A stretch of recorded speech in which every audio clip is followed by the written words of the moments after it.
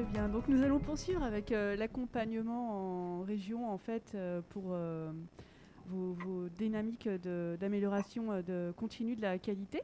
Cet accompagnement en fait il va être présenté, je vais accueillir pour cela Amandine Allaire, coordinatrice régionale de France Asso Santé Pays de la Loire, et Antoine Biron, chargé de mission qualité à Calirel Santé.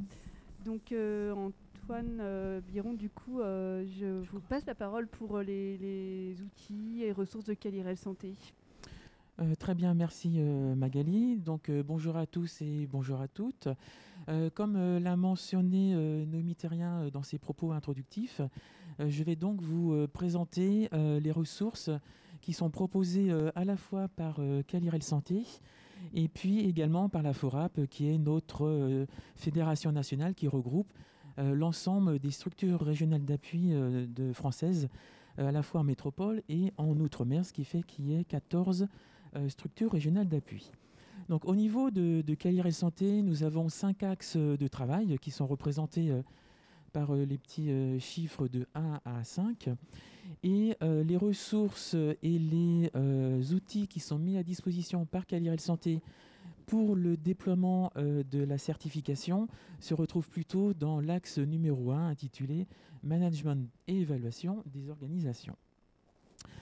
Donc si on reprend un petit peu chaque bulle, ce qu'on vous propose pour vous adhérents de Calirel, le premier outil, c'est l'outil d'appropriation du manuel de certification, donc qui est un outil Excel qui vous permet, qui regroupe les 131 critères et qui vous permet de le filtrer en fonction de votre secteur d'activité, de vos différents modes de prise en charge et des populations accueillies, et qui permet pour les équipes de récupérer les critères qui les concernent et qui puissent interroger leurs pratiques et évaluer leurs pratiques.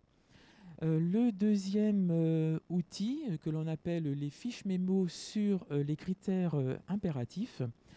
Donc l'objectif de ces fiches mémo, c'est de faciliter l'appropriation des attendus des éléments d'évaluation décrits dans l'ensemble des 17 critères impératifs, et également en y associant les critères associés, puisque bien souvent, le critère impératif n'est pas tout seul, mais il est associé avec d'autres critères non impératifs.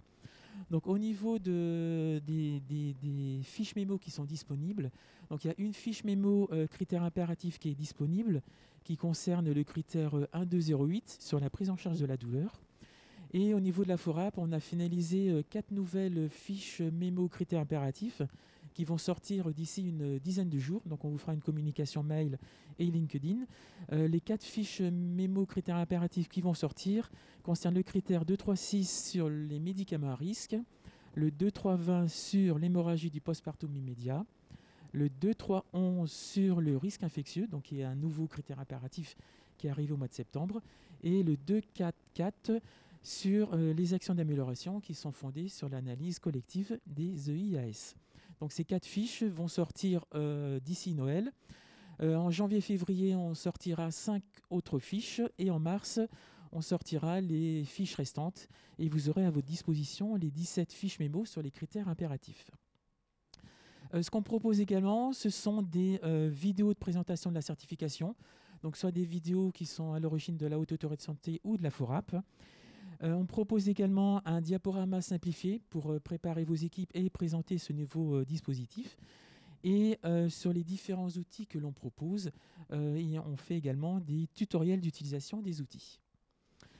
Ce qu'on propose également, ce sont les 45 minutes de décryptage des fiches pédagogiques de la Haute Autorité de Santé. Donc on en a organisé 7 depuis le mois de septembre jusqu'à novembre, avec certaines en partenariat avec l'Omédite ou avec France Asso Santé.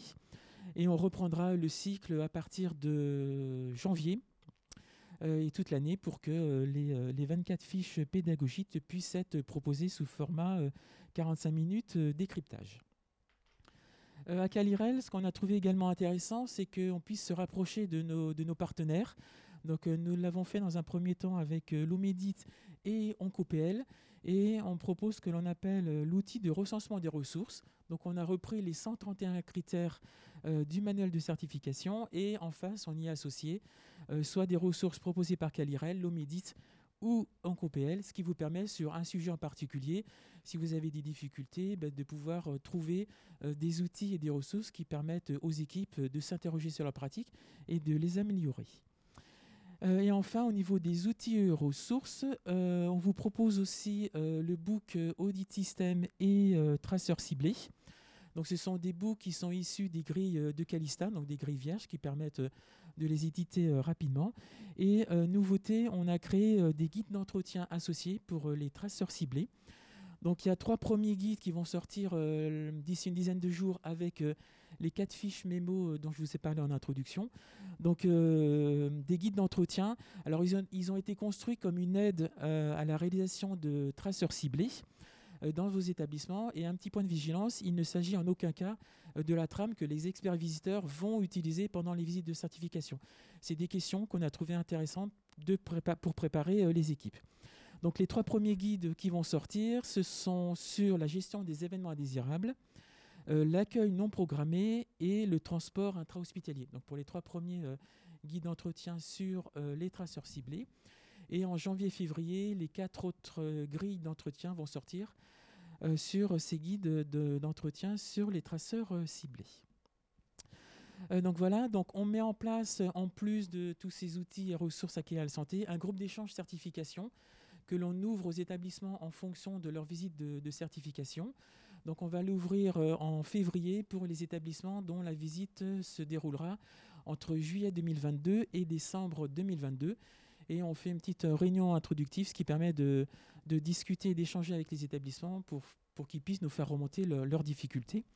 Et en association avec ce groupe d'échange, on ouvre également aux établissements la plateforme TalkSpirit pour le groupe d'échange certification, qui permet justement d'échanger entre les établissements eux-mêmes et puis également d'échanger entre nous, Calirel, et puis les établissements. Et ça nous permet de diffuser de l'information qui émane à la fois de la Haute Autorité de Santé et qui émane de Calirel ou de la FORAP. Et enfin, on propose également aux établissements des accompagnements méthodaux. Si vous avez des difficultés ou des questions particulières sur la procédure de certification, n'hésitez pas à nous contacter et on peut formaliser ça sous forme d'un accompagnement méthodo. Donc la certification se retrouve également dans les 4 autres axes de Calirel Santé.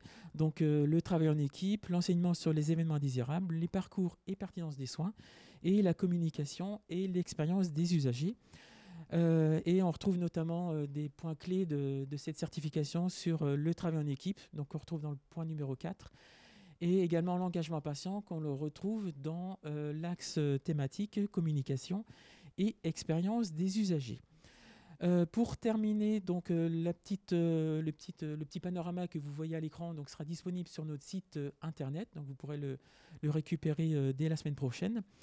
Et tous les outils que je vous ai mentionnés, plus tous ceux qui se retrouvent dans les 4 autres axes, sont disponibles dans le book que l'on a édité l'année dernière. Et pour finir, juste pour vous informer que en janvier 2022, donc, nous allons organiser 2 Calirel échanges qui vont être uniquement ciblés sur la présentation du programme d'action 2022.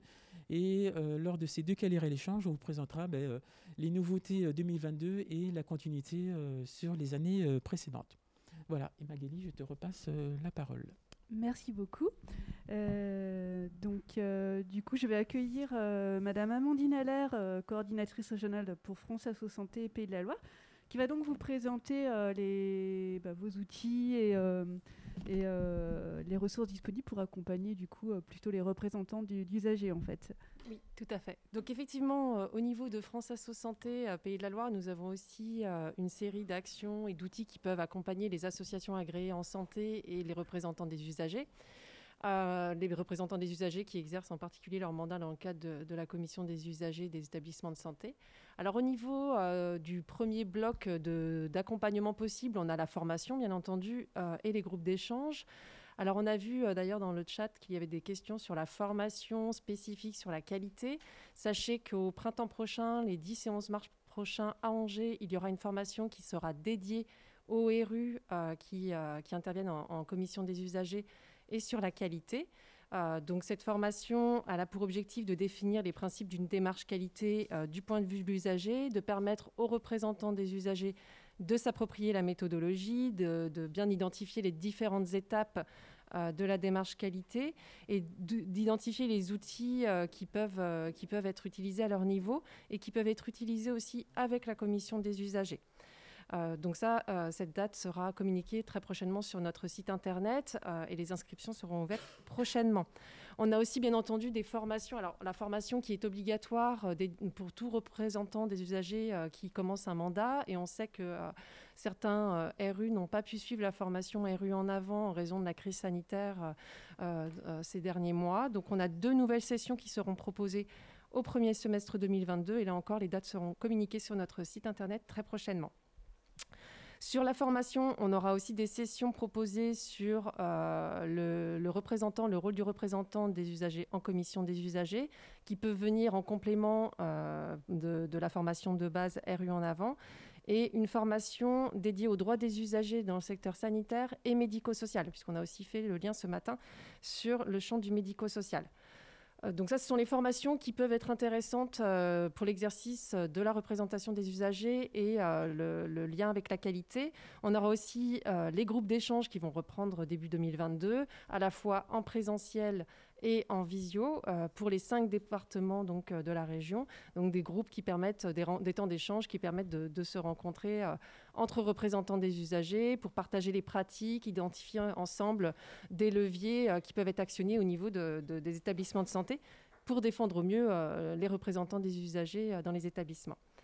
Et puis bien sûr, on aura de nouveaux webinaires, de nouvelles rencontres thématiques qui seront ouvertes à toutes et à tous. Et donc, ces éléments seront communiqués sur notre page Internet. Je vous invite à suivre notre actualité en ligne. Sur le deuxième socle, en lien avec la qualité qui peut être utile à la fois aux représentants des usagers, mais également aux professionnels et aux usagers eux-mêmes, ce sont des fiches pratiques qui sont produites par Santé Info Droit. Alors Santé Info Droit, pour celles et ceux qui ne connaissent pas, c'est le service juridique de France Asso Santé. C'est une équipe de juristes, d'avocats en santé qui répondent, qui sont à disposition, donc grand public, professionnel.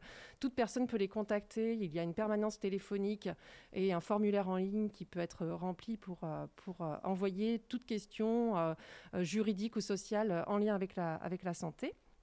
Donc c'est un service gratuit et l'équipe en place produit aussi des fiches pratiques qui s'appellent les fiches pratiques Santé Info Droit.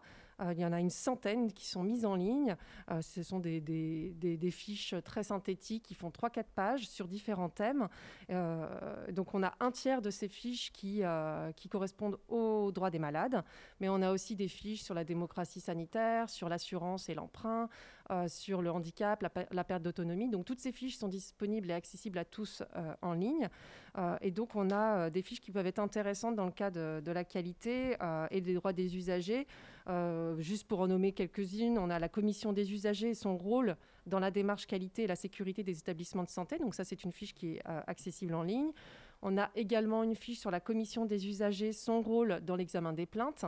Et après, on a toute une série de fiches sur le droit des malades dans leur recours au système de santé et les différents droits déclinés, consentement, directive anticipée, personne de confiance. Donc voilà, tout ça, c'est accessible à tous en ligne. Ensuite, on a tout un socle, bien sûr, d'outils qui peuvent être mis à disposition, qui sont plus spécifiques à la représentation des usagers en commission des usagers. Donc, on a bien entendu le guide du RU pour ceux qui ont pu suivre les formations, notamment la formation de base RU en avant. Vous avez tous eu connaissance de ce guide, mais ce guide est très complet. Il explique le fonctionnement de la commission des usagers, les missions du représentant des usagers en commission des usagers et bien entendu du coup les outils qui peuvent être mis à disposition dans le cadre de la qualité et la sécurité dans les établissements de santé. Il y a aussi des liens vers les ressources pour aller plus loin. On a une boîte à outils qui est disponible pour les représentants des usagers qui ont suivi les formations et qui ont besoin donc d'outils pour exercer leur mandat. Donc ça, cette boîte à outils, elle est disponible sur l'extranet de France Asso Santé. Donc il suffit de s'inscrire à l'extranet pour les représentants des usagers du réseau France Asso Santé. Et puis, on a bien entendu aussi d'autres références, le développement de guides en lien avec la qualité qui correspondent à l'expérience patient. Donc là, on a un guide pratique qui vient d'être publié, qui est accessible sur notre site internet de France Asso Santé. Alors, toutes ces informations sont sur notre site, à la fois régional et national. Le support visuel qui vous est projeté sera sur notre site France Asso Santé Pays de la Loire et sur le site de Calirel. Donc, vous pourrez y retrouver les liens d'information. Merci beaucoup. Merci beaucoup, Madame Allaire.